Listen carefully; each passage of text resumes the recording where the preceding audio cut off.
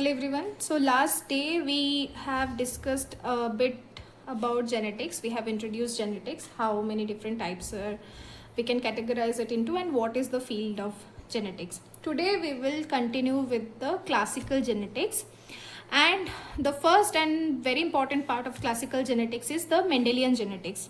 So who was Mendel?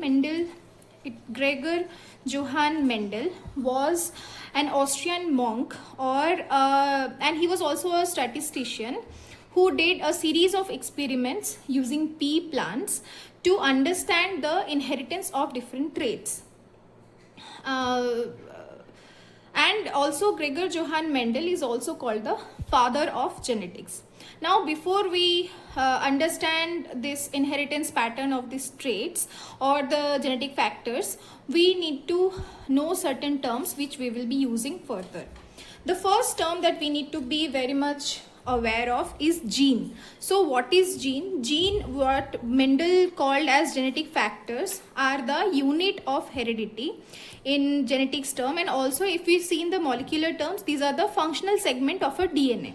So these are basically the units which are transferred from the parent to the offsprings, and they govern different traits. Next, coming to locus. So what is a locus? So genes are actually present on chromosome, and on chromosome the particular location where a single gene is present is called a locus. So locus is a location of specific genes on chromosome. Allele. So when I am talking about a gene, it is present and I look into a homologous chromosome, genes are always present in two different alternative forms, right? Like one chromosome comes from the mother and one chromosome comes from the father, and in the homologous chromosomes I'm talking about, and they contain the alternative forms of the same gene in the same locus. So these alternative forms are called as allele. Next, genotype. What is a genotype? Genotype is the genetic constitution of that particular gene in the organism. When I am talking about genotype, see, if this is a locus and I am considering a gene which is governing the stem length of a plant, and it can be a T allele and a small t allele, right? That means the genotype will be TT. Or it can have both the similar allele, either capital T or small t, right? So these are the genotype of the particular of that particular trait in that organism, which is nothing but the genetic constitution. Coming to phenotype. Phenotype is what we see outside. Genotype is the genetic constitution, and when this trait is expressed, what we see is the phenotype. Coming to the homozygous trait. Now what is homozygosity? As I told, there are two homologous chromosomes where the alternative forms of the genes are present. If the alternative alleles are the same allele, if both the alleles are the same, either capital T or small t, we say that this is a homozygous condition. Next is heterozygosity or heterozygous condition. Again, if it is not the same, if the two alleles are different and present on the same locus, we call it as a heterozygous. In this case, capital T, small t. This is a heterozygous condition. Now, what is a ploidy level? So, ploidy is the number of set of chromosomes present in a cell.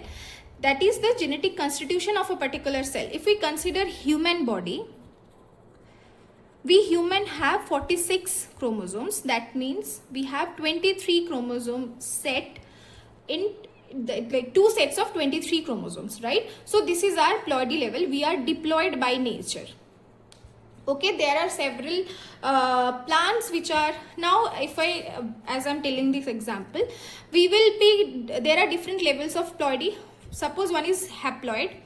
Haploid is designated by the symbol N, which is the genetic constitution of a gamete. It always has a single set of chromosome.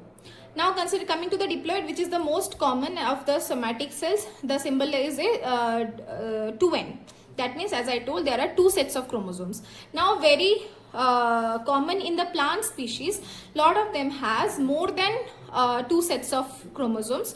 So that situation is called polyploidy. Okay, like suppose for example groundnut. Groundnut has 2N. That is, their number is 4x. That means 4 sets of chromosome is 40. So they have two sets of 20 chromosomes in A genome and B genome. So this is called as polyploidy. Now two important terms that will help us understand better this classical genetics are qualitative traits and quantitative traits. This is the broad categorization of traits. So what is qualitative trait? Qualitative traits are easily distinguishable. That means they can be classified into different groups, and mostly they are monogenic. That means governed by a single gene. For example, in pea plant, we will see further. If we are seeing the length of a stem, it can be either tall or short. If it is a seed color, okay, it can be either yellow or green. So these you can see, we can categorize it, and these are mostly governed by a single gene. So these are not that complex to categorize. Now coming to the quantitative traits, these are continuous in nature. Like you can see, it is a spectrum. It can start to 1 and then vary, right? So these cannot be classified in different categories easily, and these are mostly polygenic in nature. What does polygenic means? Polygenic means these traits are mostly governed by multiple genes. Monogenic are qualitative traits which are governed by mostly single genes, these traits were actually studied by Mendel to identify the inheritance pattern. And the quantitative traits, these are polygenic, which are not so easy to classify and to study. These are governed by many genes. Now let's talk about the experiments, the series of experiments that Gregor Johann Mendel did, which set the foundation for genetics. For his experiment, he chose garden pea, the plant. The scientific name of garden pea is Pisum sativum, and the diploid, it is a diploid species with the chromosome number of 2n equals to 14. So why did he choose garden pea among all these plants for his experiment? It's because it is a very easy plant to cultivate. It has a very short life cycle. That means it can be like several generations we can get in a year, and it is very easy to cross fertilize. Even though it is a self-pollinated plant, the flower anatomy is such that it can be easily cross-pollinated. Now there are 7 different traits which he considered for his experiments. As I told already, there are monogenic traits, and so these all traits were monogenic traits which were chosen by Gregor Johann Mendel. These traits were all qualitative in nature. Monogenic traits, they only have 2 distinct classes. Suppose if I am talking about the stem length, they have capital T and small t, that means tall and short. That means 2 alternative variants of the phenotype as well as the genotype, and it showed complete dominance. Now what is complete dominance? Complete dominance means when we cross 2 parents, homozygous parents, and in F1 we get a plant which shows the trait of the dominant homozygous parent. That means if a tall plant is crossed with a dwarf plant, and the F1 we get a tall plant, so here the dominant trait is the capital T, the tall, the length, this more length of the plant is the dominance trait, and this trait shows complete dominance because F1 only this is expressed and this is not. Now the 7 traits that Mendel chose, let's see what are those and what are their dominant and recessive type. Recessive means which is not expressed in the F1 generation. So the 7 traits that Mendel chose are stem length, the dominant was tall and the recessive is of course dwarf. Flower position, dominant one is axial and the recessive one is terminal. Now flower color and seed coat color, why these are under the same heading? Because they were positively correlated. That means if violet colored flower plant has always produced seeds with coat color gray, and similarly white flower plant has always produced white seed coat color.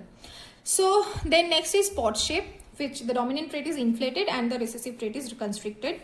Pod color, which is green and yellow. Cotyledon color, which is yellow is the dominant trait and green is the recessive one.